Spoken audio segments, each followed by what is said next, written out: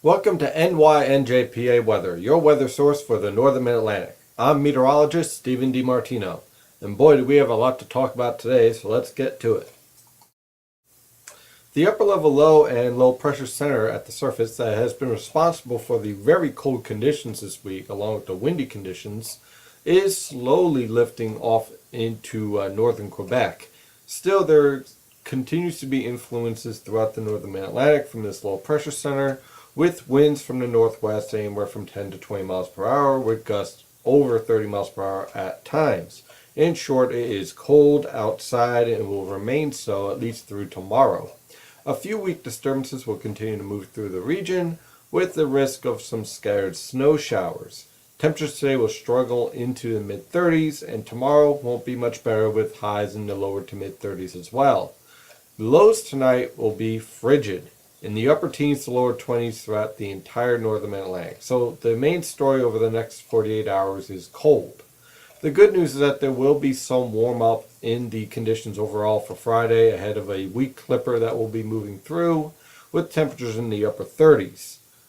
That's about it, and that's still below normal. Saturday and Sunday, this pattern gets very interesting. First, let's look at the water vapor satellite picture. Now, this is the water vapor satellite picture, and what I want everyone to pay attention to is not the northern Atlantic, but the strong disturbance along the Gulf Coast. Now, don't worry, this disturbance will not be moving up the coast and producing a surprise snowstorm, but it does illustrate an interesting scenario that's setting up later on in the weekend. This disturbance over the Gulf Coast was supposed to be far weaker and crushed by the polar vortex sitting over over eastern Canada and Quebec. As you can see, this disturbance is not crushed. It's going to move out straight into the Atlantic and not turn up the corner, but it clearly is not a weakening and sheared out disturbance. It is a well-developed disturbance that has produced some moderate snowfall over parts of southeastern Arkansas. So that is pretty impressive for a disturbance that was supposed to be, well, almost non-existent.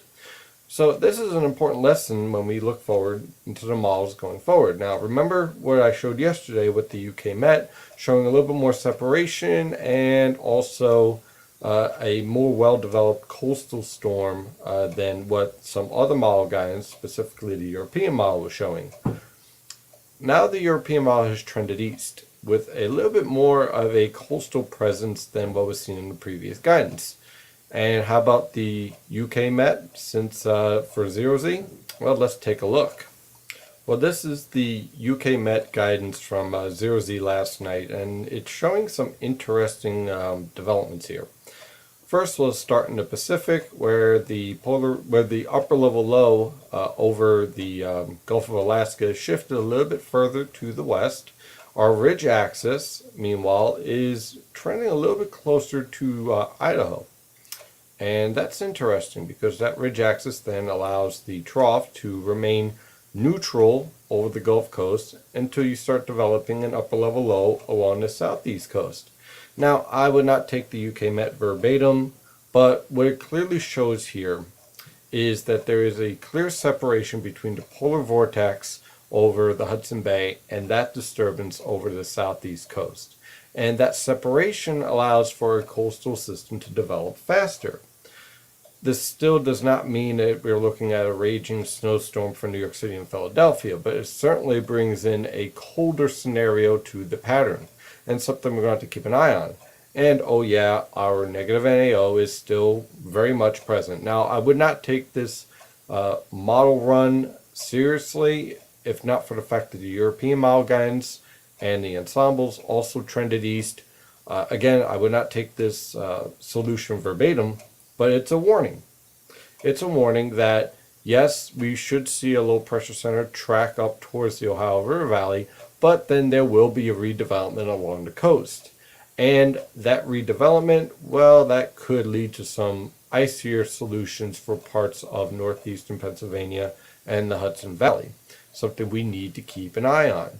And also notice over Maine and parts of the St. Lawrence River Valley, there is what we call convergence of the upper level winds. That means high pressure is going to develop at the surface somewhere around northern Maine, and that high pressure center will be able to keep cold air locked in at the surface for portions of the interior. Now let's take a look at the surface map for just a few minutes. Okay, this is the surface reflection of the upper level pattern that we just saw. Notice that we have high pressure that is ridging around over parts of the Canadian Maritimes, back through the northern plains. Of course, the strongest portion of this high pressure center is over the northern plains and Canadian plains. Meanwhile, our surface low pressure is redeveloping along the coastal plain of North Carolina and Virginia. Again, I would not take this solution verbatim, nor would I take the potential for precipitation type verbatim on this model guidance.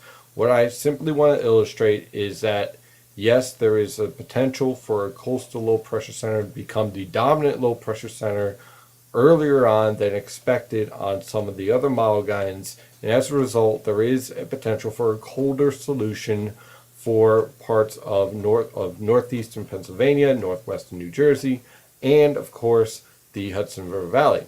Now, how fast that this coastal low transitions and becomes the primary low will determine how long the warm air will have to move into the coastal plain. What we could see is a start off very briefly of snow and sleet for New York City and Philadelphia metro, changing over to rain, and possibly going back over to snow as this coastal low lifts north and east. So we're going to have to keep an eye on this storm and see exactly what's going to happen. But for now, I would just say keep an eye on this storm, as I will. Thank you for trusting in NYNJPA weather for all your weather needs for the Northern Mid-Atlantic. I'm meteorologist Stephen DiMartino. Have an excellent day. Oh, and by the way, we have a free trial going on right now for premium membership. I would check it out.